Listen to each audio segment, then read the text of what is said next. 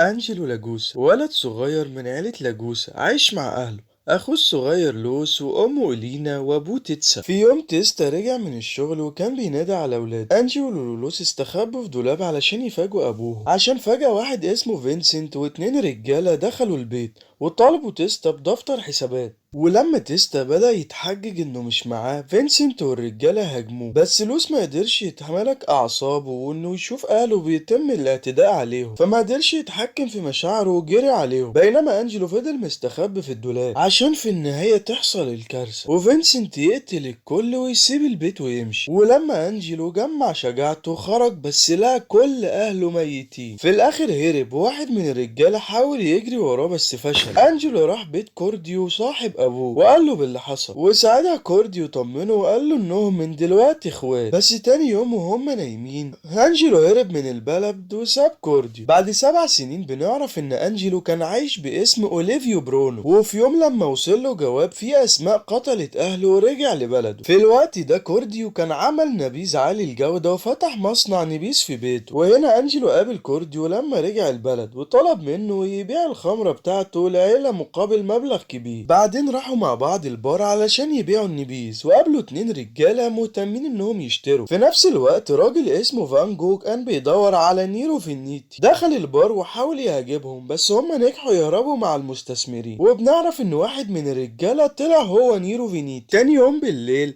فانو كليمنتي وواحد من الشباب بتوعهم ارتورو ترونكو صادفوا واحد من اوركو بسبب مشاكل في خطوط التهريب. رجالة اوركو قبضوا على ترونكو وقتلوه على طول، في حين ان فانو نجح انه يهرب. عشان بعد كده عيلة فينيتي نظمت فرح بين بنت دون فينيتي ورونالدو جالاسيا من عيلة جالاسيا عشان يفضلوا اقوياء ضد عيلة اوركو. وفي نفس الوقت نيرو دعا انجيلو كورديو للحفلة عشان يبيعوا الخمرة بتاعتهم. ولما فينسنت نادى على نيرو يتكلم عن سياسة العيلة، باربارو اخد انجيلو كورديو للحفلة. وهما بياكلوا مع نيرو فانو اصر انه لازم ينتقم من عيلة اوركو بقتل فانجو، بس نيرو قال له انهم مش هيقدروا يقاتلوا عيلة اوركو عشان ابوه عايز تحالف مع كل العائلات، لكن ممكن يستخدموا حد تاني كشرارة. فانو اختار انجلو للمهمة دي، بس انجلو وافق بشرط انهم يدخلوه في عيلتهم. وهنا كورديو كان محتار جدا من تصرفات انجلو، فانجلو شرح له ان فينسنت ونيرو وفانو كليمنتي هما اللي قتلوا اهله. بعد كده وهو رايح يقتل فانجو، انجلو نجح يدخل بيت، بس لما كان هيقتله فانجو هرب ونط فوق المباني. وفجأة فانو وصل هناك وقبض على مساعد فانجو سيربنت اللي قتل ترونكو، فاخدوا المقبرة قريبة. ولما فانو قتل سيربنت، انجلو كمان قتل فانو وكشف انه ابن تيستا لاجوسا. بعد كده انجلو رجع شقة كورديو وحكى له عن اللي حصل. لما نيرو عرف بموت فانو بدأ يشك في انجلو انه هو اللي قتله. كمان جثة سيربنت اتسرقت، ونيرو ادى لانجلو فرصة يثبت اخلاصه انه يلاقي جثة سيربنت. فكورديو راح بار سيراتو وحكى له ان نيرو امر انجلو يقتله عشان حسب رأيهم هو اللي ورا موت فانو. سيراتو من الرعب قال لكورديو انه طمع وباع جثة سيربنت لساكوسا، وساعتها انجلو ظهر هناك وهدد سيراتو انه يوديه لجثة سيربنت. في مكان تاني سكوسا وصل بيت فينيتي وحكى لهم عن موت فانو، وقال انه مات وهو بيحاول يقتل سيربنت وان عنده جثة سيربنت.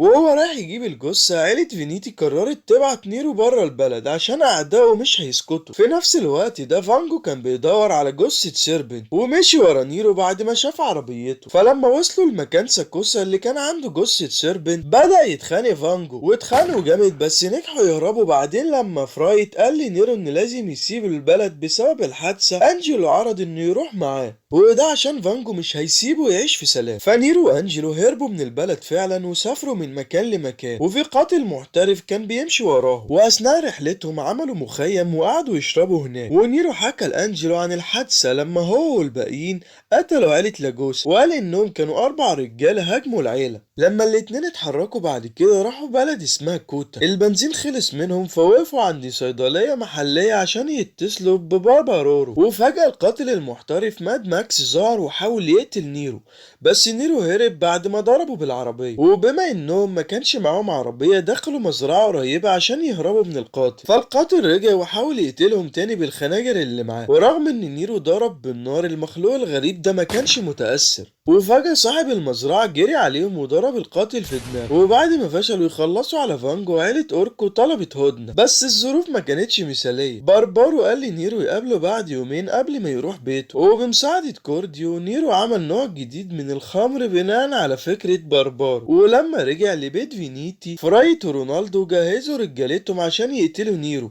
بس فشلوا تاني بسبب ولاء فولبي. وهم بيهربوا تجري الجرح وهو بيهرب. باربارو ونيرو والباقيين لازم يلاقوا طريقة يعالجوا الجرح، بس عيلة فينيتي قفلت المنطقة بالكامل ومش عارفين يتحركوا، عشان دون فينيتي يكتشف ان رونالدو هو اللي بيحرك خيوط فرايت لما سمعوا بيقول ان جالاسيا عايز فرايت يدير عيلة فينيتي. في الليلة دي انجيلو خد رزمة من الخمر مع كوردي وعبروا نهر النواح عشان يدخلوا بار جرانجيو. لما قابل جرانجيو اداله عينة من المشروب الجديد، وقابل هناك فانجو. انجيلو عرض على فانجو راس دون اوركو مقابل مأوى ودكتور، وكمان قال ان دي كانت فكرة نيرو، وبعد كورديو ينقل رسالته وخطته. بعد كده نيرو ورجالته وصلوا لمكان فانجو وقرروا يقبضوا على اوركو. انجيلو خطط ازاي يخلصوا على اوركو، وراح مع نيرو لمطعم اوركو اتفاجئ لما شافهم وعرض عليهم اكل مع المشروب الجديد. وبعد ما نيرو شرب، رمى الكوبايه على الترابيزه وعرض صفقه بمشروبه الجديد. اقترح على اوركو يديله كل المشروب مقابل مكان يعيش فيه، فعلى طول اوركو لفت انتباهه العرض وراح معاهم لمصنع الخمر. بس نيرو كان مخطط انه يخطف اوركو. رجاله نيرو هاجموهم لما دخلوا القاعده، بينما انجلو تصرف عشان يكسب ثقه اوركو. فبعد ما قبضوا على اوركو سلموه لفانجو اللي قتل واخد السيطره على العيله. الضغط الزايد من رونالدو وتحريض من انجلو خلى انقسام في عيله فينيتي، فعلى طول انجلو وفول بيحاولوا يقتلوا فرايت ورونالدو من غير ما نيرو يعرف. ولما فشلوا في الاغتيال، انجلو قتل فولبي، ففرايت افتكر ان نيرو هو اللي ورا المؤامره دي. بعد ما هو ورجالته لقوا العربيه فيها فولبي لوحده، ففرايت علق جثه فولبي على جسر لوليس كرساله لنيرو. فحرب اهليه اندلعت بين فرايت ونيرو، بس انجلو حرض العيله، وده ادى لموت فرايت ورونالدو مع طفلهم اللي لسه ما اتولدش. سيو ساب عيله المافيا بعد ما فرايت مات، ونيرو اللي بقى الوحيد من عيلة فينيتي عايش اعلن انه هيعمل كل حاجة عشان يضمن استمرار امبراطورية ابوه. بعد كده بنعرف ان المدير الجديد لمكتب الحظر اخد اجراءات صعبة ضد العائلات اللي بتتخانق، ونيرو حذر ديلفي كذا مرة بس ديلفي رفض يتراجع. ولما ديلفي بدأ يحقق في لودج لوليس هيفن بعد ما اخد المعلومات من فانجو، وكانت مهمة فانجو تدمير عيلة فينيتي، فعلى طول نيرو امر بقتل عيلة ديلفي. ولكن عيلة ديلفي ما ماتتش، بس هو قرر انه يتخلى عن التحقيق عشان اتفزع من محاولة الاغتيال. بعدين فانجو حاول يختال نيرو باستخدام خيانة كورديو، بس لما فشل حاول يكشف لعيلة فينيتي مين الخاين الحقيقي، لكن ساعتها كورديو قتله بوحشية. ولما كورديو حاول يهرب من البلد اتقبض عليه في المحطة، وهناك عذبوه عشان يتكلم ويقول عن نواياه الحقيقية لمهاجمة نيرو، بس فضل ساكت. بعد كده سيراتو قابل انجلو وحكاله ليه كورديو قتل فانجو، وانجلو اتفاجئ جامد وراح ينقذ كورديو، بس لحسن الحظ كورديو نجح يهرب لوحده. بعدين كورديو اتصل بانجلو في نص الليل وحكاله انه هيموت من الفلاحين اللي بعتوله الخطاب لو ما قتلش نيرو. في الوقت ده نيرو تعين دون فينيتي الجاي من فينسنت، وبعد ما اخد المنصب قرر يوسع بيزنس الخمرة بتاعه بانه يبعت انجلو البيت دون جالاسيا في شيكاغو. في نفس الوقت جانزو فينيتي طلع هو اللي بعت الرسالة لانجلو يوم ما رجع لبلد، وفي طريقه لاتفاق البيزنس انجلو قال لجانزو يحرر كورديو، ولو رفض هيتبعت خطاب سري لنيرو عن طريق راجل معين. وهنا جانزو بيوافق على العرض وبيحرر كورديو.